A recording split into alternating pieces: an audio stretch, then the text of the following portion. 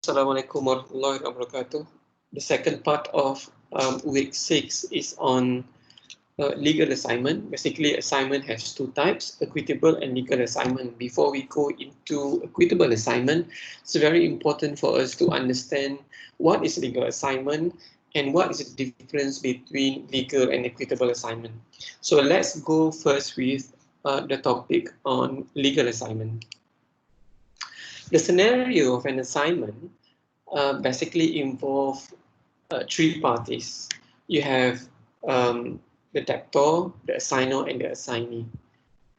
I will explain to you later, but bear in mind that just to keep the title or the position of the parties like that assignor and assignee and debtor here will come later, because first you need to understand the relationship, number one, between A and B, all right?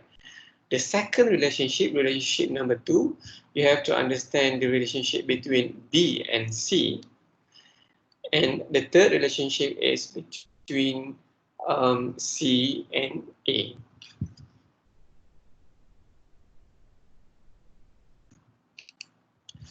So if we look at the diagram just now as an illustration, imagine like A, the debtor, a company enters into a construction project. So the contractor here is B. So B is a contractor for A's project. That project worth 10 millions. So here A is considered as a debtor, B is considered as a lender, because on the event of the completion of the project, basically construction project, the payment will be paid on or by stages until the completion of the project, depending on the progress of the project, right? So I'm not going in detail with that, but for your information as well, assignment is widely practiced in construction projects or construction contracts. So if you are later interested to be specialized in construction and arbitration as your areas of expertise, you must be able to understand what we are doing now on assignment. All right, so as the contractor, B needs to get supply for the construction material, right? So B has entered into another contract with C. So C here is considered as a third party for the contract between A and B. So for the construction material, that the construction material value is, let's say, 900,000. So there are two contracts here. The first contract between A and B, the second contract between B and C. And C is nothing to do with A, right? So if you understand the concept of the privy of contract, or the doctrine of privy of contract, C is not the privity of contract. C is not a privy to contract between A and B. So simply speaking here, A owes to B, B owes to C. A owes to B for the construction project, B owes to C for the supply of the construction material. So here, the next part that we need to understand is on the transaction that happens between the party and how assignment can occur here, right? A has made the first and second payment of the contract for 5 million to B. So the contract value is 10 million. A has paid half of the amount. B has paid the deposit of 10% of the supply contract of C. So you could say half, 50% of the contract has been paid from A to B. So there are the remaining 5 million. And for the second contract between B and C, B has just paid a 10% deposit. So the contract value just now is 900,000, right?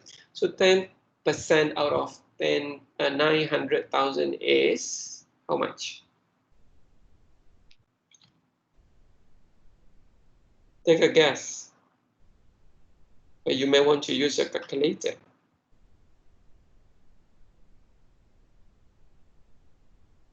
It is 90,000. Right.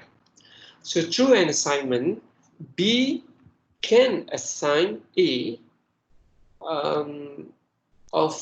can assign A of the contractual right to C.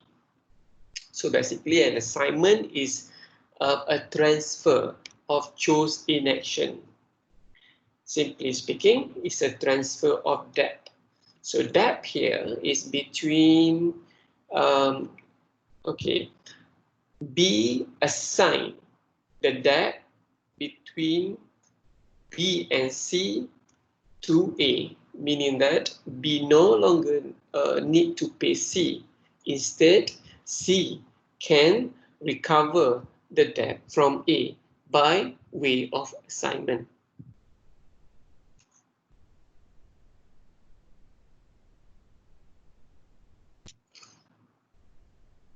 So the remaining so that is an assignment. So A do an assignment, C will claim the debt from A instead of B because of the assignment. So there is an outstanding amount of the contract balance, which is 810,000 for the supply contract between B and C. C here is the assignee. C is the third party. By way of assignment, you can claim the debt from A as the debtor here in this case. So assignment is actually a transfer of debt or transfer of right, transfer of title in the contract between A and B to C, where C can claim from A. Okay. B here is considered as assignor because B transfer the right or the debt of his contract with A to get from C. Okay. A is considered as a debtor because A is involved in the construction contract with B, right? C is the assignee in this case because C will receive the debt or the benefit or the interest of the contract from A. So what is assignment? Coming back to that question again, an assignment occurs when a party, the assignor just now, B, transfer all the contractual rights and benefits to a third party. Here is C. Why is C is considered as a third party? Because C is not a privy to the contract between A and B.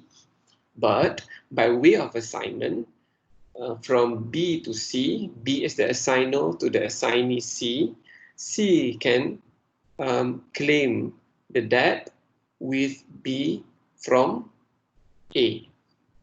So the benefits here are choices of action or choices in action. In the case of Torkington and Maggie, it's an old case.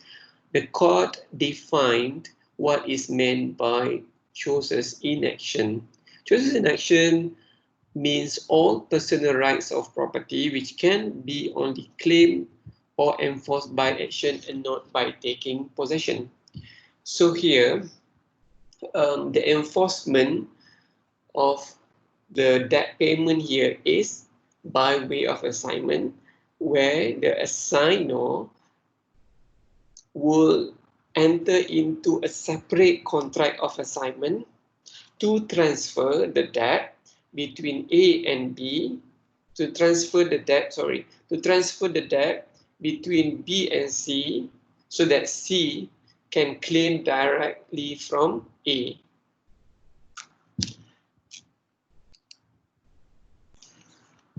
C, as the third party here, can demand the performance of contractual obligation with B by demanding the assigned right against A. Right? What does this mean? C here, as the assignee, would receive the benefit of rights or debt, right? Just now, by way of assignment, and demand the performance of contractual obligation. Here, there is a contract of material supply between B and C. So by way of assignment, C can demand the assigned right. The assigned right is the debt between B and C against A or from A. An equitable assignment is effective even though B, the assignor, does not give notice to the counterparty, which is the debtor here. So it is not necessary for B, the assignor, to give notice to A that A now will need to pay the debt to B. So there are different implications of the assignment when you give notice to the debtor, when the assignor gives notice to the debtor, or when the assignor does not give notice to the debtor. So with notice, without notice, in an action to claim the debt or to enforce the assigned right against the debtor, the assignee C will need to join B, meaning that C cannot take action in his own name. C needs to take B together in the a joinder of action. So for instance, let's say C would like to claim, there is already an assignment contract between between B and C. So from the assignment contract, B has assigned C to get the debt from A. Okay. Here, without notice, C cannot take action against A in his own name. C needs to bring together B in a joint action, or what we call as a joinder of action in the civil procedure. Furthermore, in the case of without notice, C can take action that means only in personam but not in rem. Meaning that if A, the debtor, refuses to comply with the assignment contract, C can only take action against B, which is to perform the contract. But with notice, from B to A, C would have a better advantage because not only C can take action in rem to enforce the contract, to enforce the assignment contract by way of court order, based on the court order, but C also can take action in rem, meaning that C can also seek the remedy to freeze asset of A. So as I mentioned at the beginning of the lecture, there are two types of assignment. First one is legal or statutory assignment. So this assignment is statutorily governed under the Civil Law Act 1956. In particular, we are referring to Section 4, Subsection 3. Okay, so there are certain requirements that you have to fulfill under the legal assignment.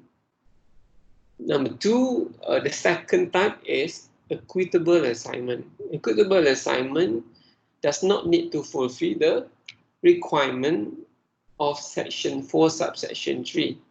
That means equitable assignment can happen when there are understanding in two ways. So basically the assignor, okay, imagine the transaction just now, the assignor B can inform the assignee that he transfers a right or rights to him.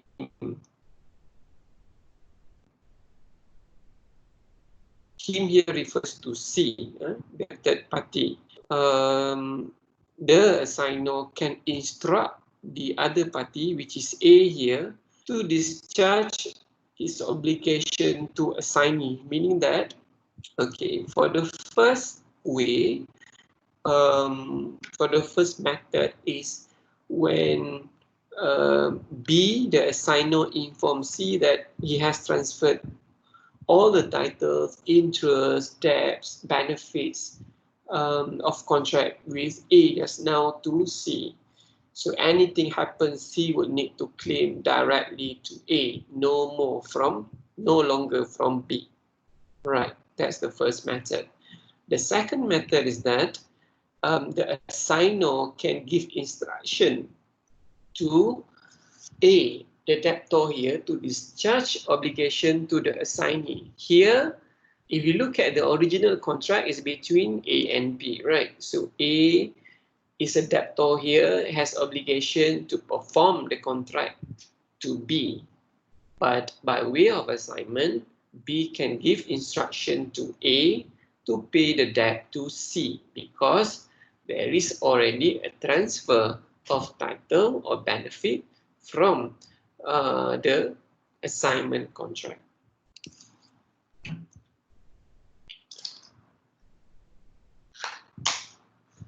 All right, let's look at the details of legal assignment. Legal assignment is the statutory assignment, so it has to fulfill the legal criteria, the statutory requirement of legal assignment under the Civil Law Act 1956. Here, there is a long section on Section 4, Subsection 3 under the statute. Okay, let's have a look at one wording by wording of the provision. Any absolute assignment by writing, not by way of charge only under the hand of assignor of any debt or other legal chose in action of which express notice in writing has been given to the debtor, trustee or other person from whom the assignor would have been entitled to receive or claim the debt or chose in action shall be effectual in law. Right. There are several criteria or requirements that you can extract from this provision. The first requirement is that the assignment must involve chose in action. So it's not like by taking physical possession of the money, but by repayment of debt by the assignee. A legal assignment must be put in writing under the hand of assignor, meaning that there must be an assignment contract. Number 3, there must be an express notice in writing of assignment be given to the debtor from the assignor. So if there is no express notice being given, that cannot be a case of a legal assignment that would fall under equitable assignment. So basically, the first requirement is agreed in both categories, legal and equitable assignment. The second, third,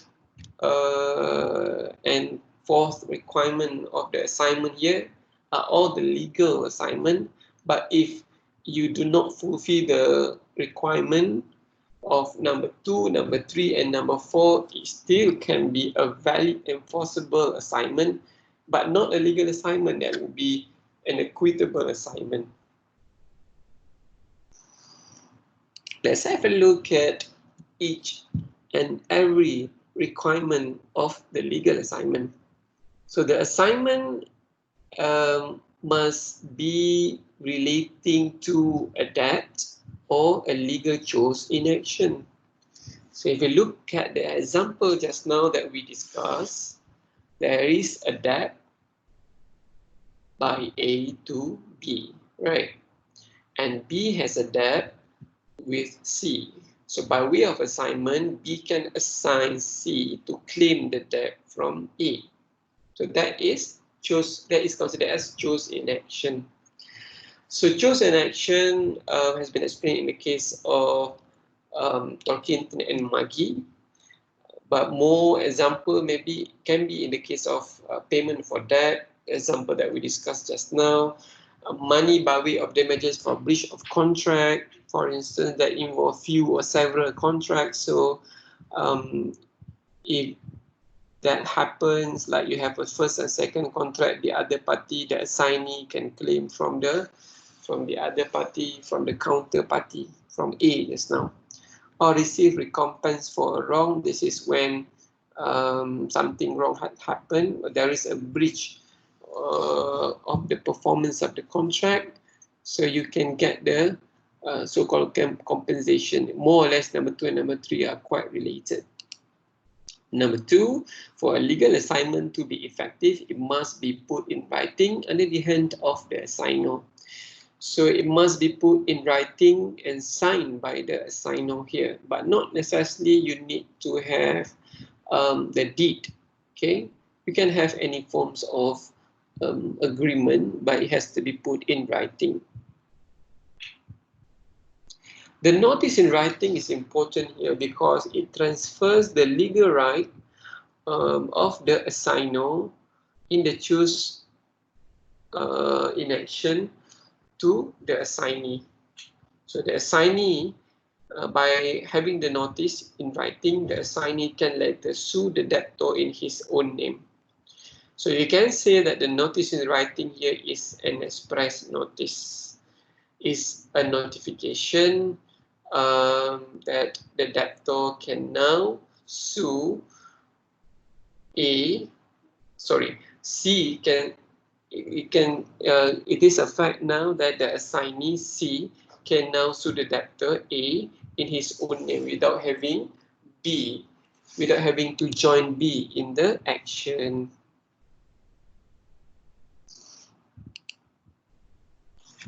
Right, the next requirement is on the express notice. Express notice here is required. It is effective from the time of the receipt by the debtor. So you have a notice of assignment being given by the assignor to the debtor and to the assignee as well, so that the debtor would not be surprised of the claim of debt by the assignee against the debtor. The next requirement is the assignment must be unconditional or absolute. What is an absolute assignment? An absolute assignment meaning that it must be an assignment of the whole and not part of the debt. In the case where the assignment does not transfer all debts of the assignor, the assignee need to, in the case where, okay, here the absolute assignment is where B will assign C to claim the debt from A, right? So in the assignment, it must be absolute assignment, meaning that the assignment must be able to transfer all the debt between B and C against A. So when there is an assignment,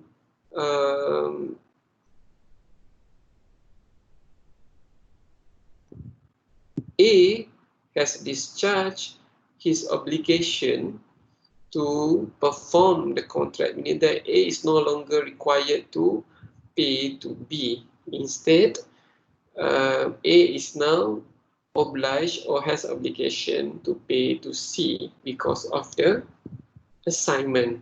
But the amount of contract must be discharged, meaning that the amount of contract between B and C here must be totally discharged. It no longer exists because C will now claim from A.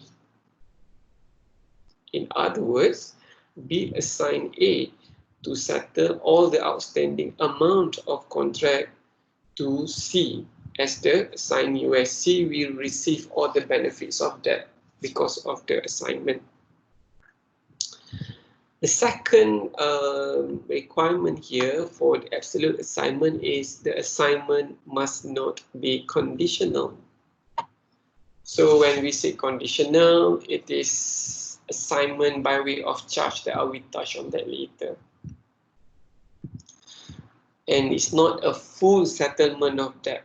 So if it is not a full settlement of debt, then it is not considered as an absolute assignment. So the requirement here is that assignment must be absolute. It must be able to settle the outstanding amount between B and C, between assignor and assignee, when assignee claim the debt from A, when C claim the debts from A. If the assignment only covers some part of the debt, the assignor must be joined into the action, meaning that C cannot sue in his own name. B must be joined, meaning that B must also be involved in the claim for the debt against A, meaning that B and C as the claimant or as the plaintiff against B as the defendant. However, this depends on whether B agrees or not to be part of C's action, to join C's action. If B agrees to join C's action, then it becomes B and C as the claimant against A as the respondent or the defendant. But if B refuses to join B in the action, B can be put as the defendant. So you have first and second defendant. First defendant is A, second defendant is B. In the case of Water and Sullivan Limited and Murphy and Sons Limited, so WS, Water Sullivan here, were plastering subcontractors. So they commenced a legal action against M, sorry for the typo there, for the sum of £1,800 for the subcontract for plastering works. So when the legal action, the lawsuit has started, Water Sullivan were indebted to a third party, H&Co.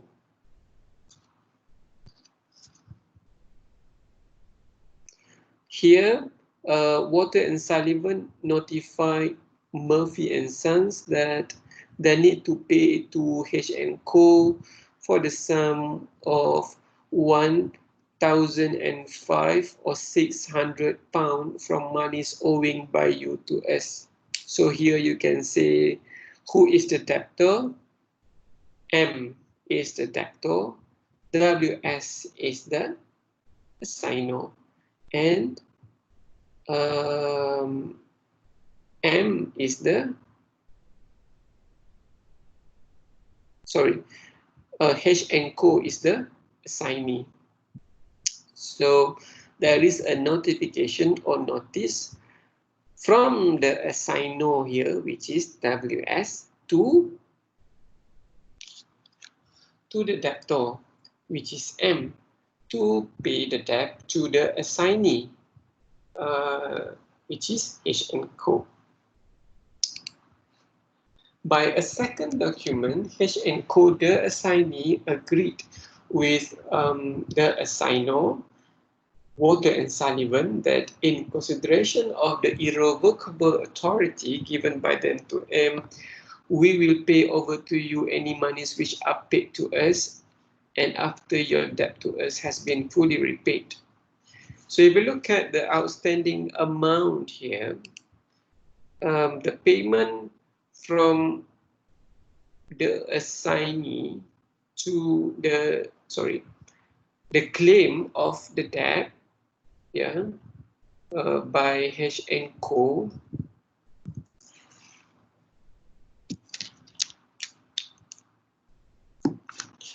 Just hold a second. So WS is the lender, or you can call them assignor. So they carried out a contract work with M. M here is the debtor. At the same time, WS has a debt with H and Co. So H and Co here is the assignee, right? So by way of assignment, W.S. Walter Sullivan has notified Murphy and Son to pay the amount to H and Co as the assignee. The contract between Walter and Sullivan and M is, let's put here, £1,800. For the assignment contract, the amount need to be paid by M to H and Co is £1,600. So there remains £200 there, right? In the second document, H and Co agreed with the arrangement, with the assignment, with the arrangement of assignment done by Walter Sullivan, provided that Walter and Sullivan must pay the remaining balance of £200. So the court held that in this case there was an arrangement of assignment as part of the debt. However, it was not an absolute assignment because there was no settlement of full debt between Walter and Sullivan and H and Co. So it cannot be considered as a legal assignment because a legal assignment must be absolute assignment. Therefore, it did not fulfill the requirement of Section 136 of the Law of Property Act. Basically, the concept of legal assignment we borrowed from the English law. So more or less it's the same, although there are some differences. Very small difference between legal assignment in Malaysia and in English law. Right. So assignment must be absolute assignment. It cannot be by way of charge. Assignment by way of charge is slightly different from the absolute assignment. The difference is that it does not transfer the title from the charger to chargee. So it is more right. It's more in the transaction to pay out a particular fund. It does not transfer a title. In the case of Darrell Brothers and Robertson, in this case, the assignment states that it is a security for advances until the money with added interest has been repaid. But the agreement was silent about the reassignment of the debtor with notice, or reassignment to the assignor with notice to the debtor, meaning that it's not informed whether it is an assignment where the notice will be given later so that the claim can be made against the debtor. Here, there was no transfer of title. Therefore, the court held that the assignment was not absolute, but more on like assignment by way of charge.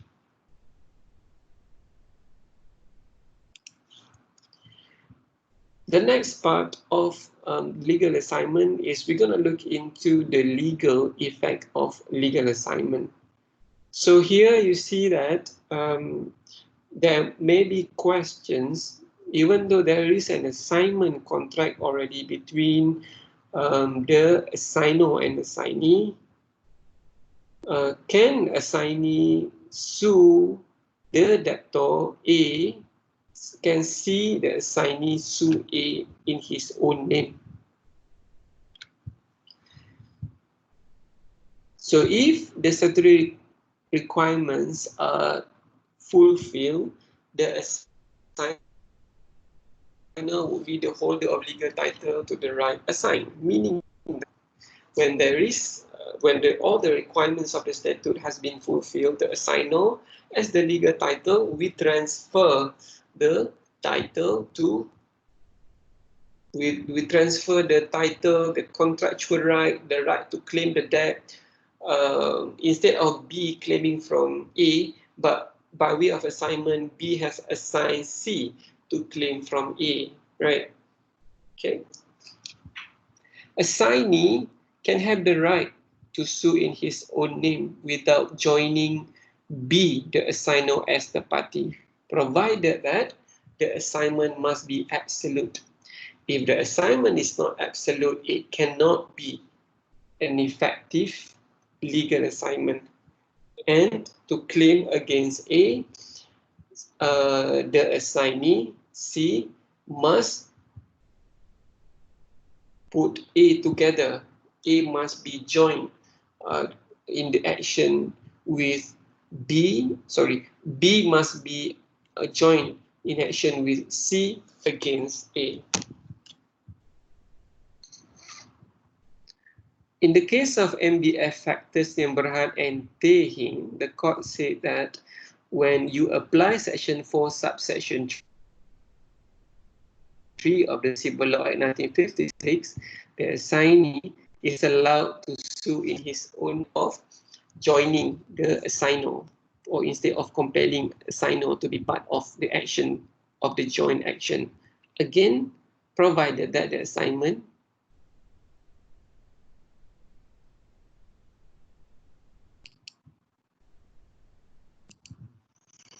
again, I repeat, because of the connection, I repeat, the assignee can take the action in his own name, provided that the assignment must be absolute. Otherwise, if the assignment is not absolute, the assignee must join the assignor together in a joint action against A. If the assignor refused to join, the assignor will be put as the defendant instead of the plaintiff or claimant. Notice, the issue of notice here is important as well. If you look at the law under section 4 subsection 3, the law just says that there is requirement of express notice or notice in writing. So when the notice is given but is after some time of the deed of the assignment, can you say that the legal assignment is valid or can be enforced? In the case of UMW Industries, Liam Prahad and Ahfog, in this case, the notice was given, but only after 2 years of the deed of assignment signed. In this case, the Malayan Finance led to hire a hydraulics excavator for 180,000. The finance company assigned here to the appellant, the assignee, all the benefits, rights, title in the agreement with the respondent, here the hirer. The hirer defaulted the payment and the excavator was repossessed. So the repossession value is 53,000 basically, but with the cost as incidental cost of repossession. So the final valuation of the excavator was 58,000. So that is the brief facts of the case. In 1983, both parties, the Malayan Finance and the hirer, the debtor here, signed a deed of assignment to assign all the benefits, title, interest in the agreement. The notice of assignment, however, was only given in 1985 April to demand the outstanding balance from the hirer just now. Later, in the same year, September 1985, the appellant sued the hirer, the respondent. The High Court, in this case, held that the late notice was given only after 2 years of the deed of assignment. So there was a time lapse of 2 years here that was considered as unreasonable. So for the High Court, the learned judge said that time is of essence. But the weird thing here, the judge said that the assignment was equitable choice in action. But the assignment, the court held that here the assignment was a valid legal assignment. So when this case went to an appeal, the federal court commented on the decision of the lower court. First of all, the court said that the High Court judge was confused between the statutory and legal assignment. She had treated the transaction as equitable assignment, but she applied the statutory requirement of giving notice. So basically, in equitable assignment, you are not required to give notice to the debtor. You as the assignor are not required to give notice to the debtor. So when looking into the requirements of legal assignment, the federal court had established the fact that the transaction had fulfilled the first two requirements of the legal assignment. The next issue is whether the notice, the late notice, would affect the right or the remedies against the debtor, the guarantor here, because the debtor has failed to pay the excavator debt, so the action was taken against the guarantor. On the issue of notice, the court clarified that there was no law saying that you have to give notice at a specific time. So notice and assignment actually can be given in advance or even after some time after the signing of the deed of assignment. Section 4, subsection 3 only requires that express notice in writing be given to the debtor. The reason why you need to give notice, the court said that there are two reasons. Number one, so the legal title assigned may be acquired, meaning that when there is a notice of assignment, so the debtor is informed that now the debtor is discharging its obligation with the contract with the assignor, with B. And now he has to pay the debt to C, the assignee, because of the assignment contract. Number one. Number two, when you have the notice, I mentioned to you just now, there is no need to prevent the debtor from discharging the contract from the original creditor, meaning that you don't need to pay any more to the assignor, which is the creditor in this case, to the lender, right? The original lender or the original creditor. The court finally concluded that notice is not necessary, but it's important so that the debtor can prevent competing equities or assignment here. So the late notice does not affect the right of the appellant to claim against. Appellant here is the assignee, to claim against the debtor. So late notice is okay, provided that the notice is put in writing, because the requirement of time is not a requirement under section 4, subsection 3. That's all for the legal assignment.